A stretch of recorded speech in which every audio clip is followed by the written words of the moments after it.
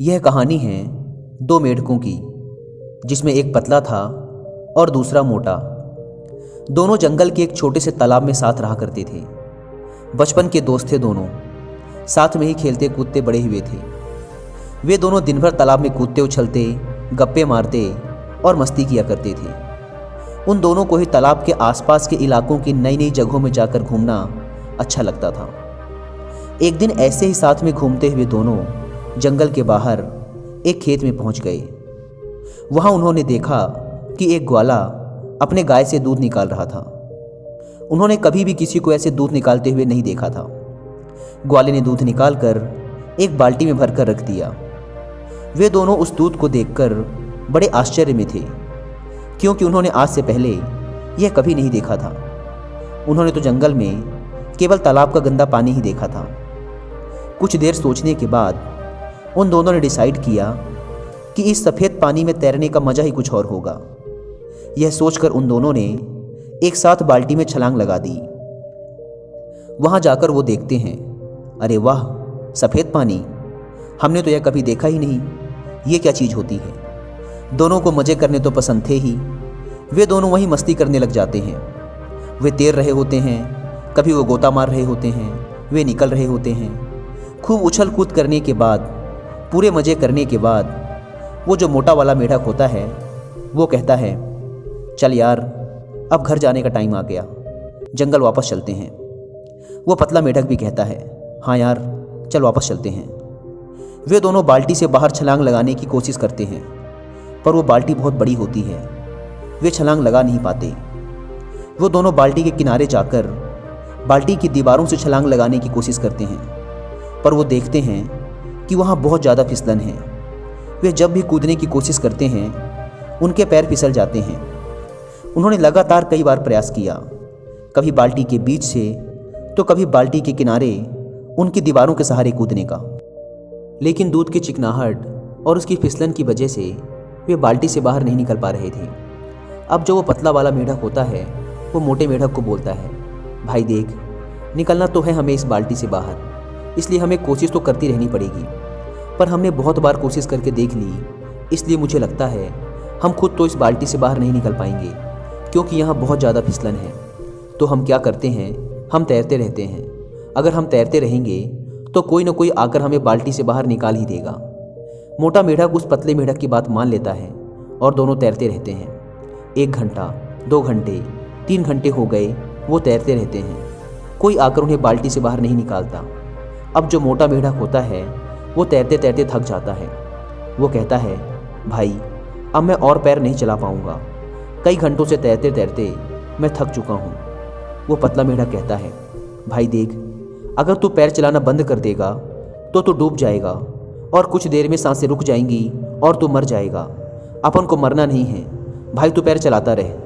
वो मोटा मेढक थोड़ी देर तक पैर और चलाता है, फिर कहता है, भाई देख, हमने बहुत साथ दिया एक दूसरे का। हम दोनों बचपन के दोस्त हैं, आपस में बहुत मस्ती की, हंसी ठिठोली की, हमेशा साथ रहे। लेकिन मुझे लगता है कि आज ये सब खत्म होने वाला है। आज हो सकता है कि ये मेरी ज़िंदगी का आखिरी दिन हो। मैं और मेहनत नहीं कर सकता, मैं और पैर नहीं चला सकता, और अब शायद मैं डूबकर मर जाऊंगा। और उस पतले मेढक की आंखों के सामने उसका वह बचपन का दोस्त डूबकर मर जाता है।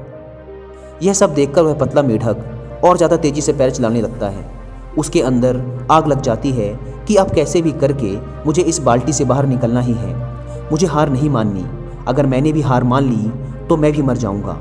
उसकी आंखों से आंसू निकल रहे हैं, पर वो और तेज पैर चलाता जा रहा है। लेकिन जैसा कि हम सब जानते हैं कि अगर थोड़ी देर तक दूध को चलाया जाए तो उसमें से मक्खन बाहर आने लग जाता है। और बिल्कुल ऐसा ही हुआ, क्योंकि बहुत घंटों से वो दोनों मेढक उस दूध में पैर चला रहे होते हैं, इसलिए उस दूध से मक्खन बाहर आने लग जाता है। साथ ही कुछ घंटों से रखे रहने की वजह से दूध कुछ जमने भी लगता है, दही जैसा शेप लेने लग जाता है। दूध के जमने और मक्खन के बाहर आ जाने से मेढक देखता है कि दूध थोड़ा गाढ़ा सा हो गया है। अब वह पहले जैसा चिपचिपा नहीं रहा। वह उस मक्खन के ऊपर बैठकर पूरे जोरों से एक छलांग मारता है और वो बाल्टी के बाहर आ जाता है। बाल्टी से बाहर आने के बाद कुछ देर तक तो उसे समझ ही नहीं आता कि आज उसके साथ क्या हुआ। उसका सबसे अजीज दोस्त, उसका बचपन का यार आज उसकी ही आंखों के सामने डूबकर मर गया था। और उसकी मौत क्यों हुई? क्योंकि उसने हार मान ली। अगर वो भी थोड़ी देर तक और पैर चलाता रहता, हार ना मानता, तो आज वो भी जिंदा होता, तो आज वो भी बाहर आ जाता। दोस्तों, इससे पहले कि हम कहानी में आगे बढ़ें, मैं आपके साथ कुछ शेयर करना चाहूँगा। नेवर गिव अप एटीट्यूड, कभी हार ना मानने की आदत, यह कोई ऐसी आदत नहीं है जिसे कोई इंसान अपने साथ लेके पैदा होता है, बल्कि यह तो हमारी मेंटल टफनेस पर डिपेंड करता है, जिसे हम टाइम के साथ डेवलप कर सकते हैं, बहुत से चैलेंजेस फेस करके। लेकिन जैसा कि मैं हमेशा बोलता हूँ, कोई भी चीज़ एकदम से नहीं होती। उसके लिए पहले हमें अपना माइंडसेट डेवलप करना पड़ता है, और माइंडसेट डेवलप करने का सबसे बेस्ट तरीका होता है उस फील्ड की किताबें पढ़ना। अगर आप भी अपने अंदर never give up attitude build up करना चाहते हैं, तो मैं आपको कुकू एफएम पर कुछ ऑडियो बुक रिकमेंड करना चाहूँगा। पहली ऑडियो बुक है द अचीवमेंट हैबिट। एक दूसरी ऑडियो बुक है conceive it, believe it, achieve it by Napoleon Hill. एक बहुत ही शानदार बुक है। और एक तीसरी ऑडियो बुक है जिसे अभी इसी वीक मैंने भी कुकू एफएम पर सुना है, मुझे बहुत पसंद आई और मैं इसे आपको स्ट्रांगली रिकमेंड करना चाहूँगा। वो है success through a positive mental attitude. ये ऑडियो बुक आपको सिखाएगी कि अपनी पॉजिटिव थिंकिंग के दम पर इंसान कुछ भी अचीव कर सकता है। कुकू एफएम इंडिया का one of the best audio listening platform है, जहाँ पर आप किसी भी लैंग्वेज में ऑडियो बुक सुन सकते हैं। कुकू एफएम के पूरे 1 साल का सब्सक्रिप्शन 399 रुपीज़ का है, लेकिन पहले 250 लोग जो डिस्क्रिप्शन और पिंड कमेंट पर दी गई लिंक से इस ऐप को डाउनलोड करके उसमें हमारा कूपन कोड WI50 यूज़ करेंगे, तो उन्हें यह पूरे 1 साल का सब्सक्रिप्शन सिर्फ 199 रुपीज़ में मिल जाएगा। लिंक डिस्क्रिप्शन और फर्स्ट कमेंट पर दी हुई हैं, जाकर डाउनलोड करें। दोस्तों, अब हम अपनी कहानी पर वापस लौटते हैं। वो पतला मेढक बाहर निकलने के बाद जंगल जाता है। जंगल में जाने के कुछ दिनों के बाद वह मेढक एक लेडी मेढक के साथ शादी कर लेता है। शादी के बाद उसके बच्चे होते हैं। वह अपने बच्चों का नाम अपने उस मोटे दोस्त के नाम पे रखता है और अपने बच्चों को रोज़ शाम को वह पतला मेढक यही कहानी सुनाता है कि मेरा एक मोटा दोस्त हुआ करता था, जिसके साथ मैं पूरे जंगल में घूमा करता था। हम सुबह से शाम तक खेला करते थे। एक दिन हम दोनों एक बाल्टी में गिर गए जिसमें दूध था, और मेरा जो दोस्त था उसने हार मान ली। क्योंकि उसने हार मान ली, इसलिए वो मारा गया। मैं तुम बच्चों को भी यही सिखाना चाहता हूँ कि ज़िंदगी में चाहे कुछ भी हो जाए, लेकिन कभी हार मत मानना। अगर तुम लोगों ने हार मान ली, तो तुम्हारा भी वही हश्र होगा जो मेरे दोस्त का हुआ। दोस्तों, इस कहानी से हम सीख सकते हैं कि दूध का दही जरूर बनेगा, लेकिन उसमें वक्त लगता है, और अगर हमने वक्त से पहले हार मान ली, तो हमारा भी वही हाल हो सकता है।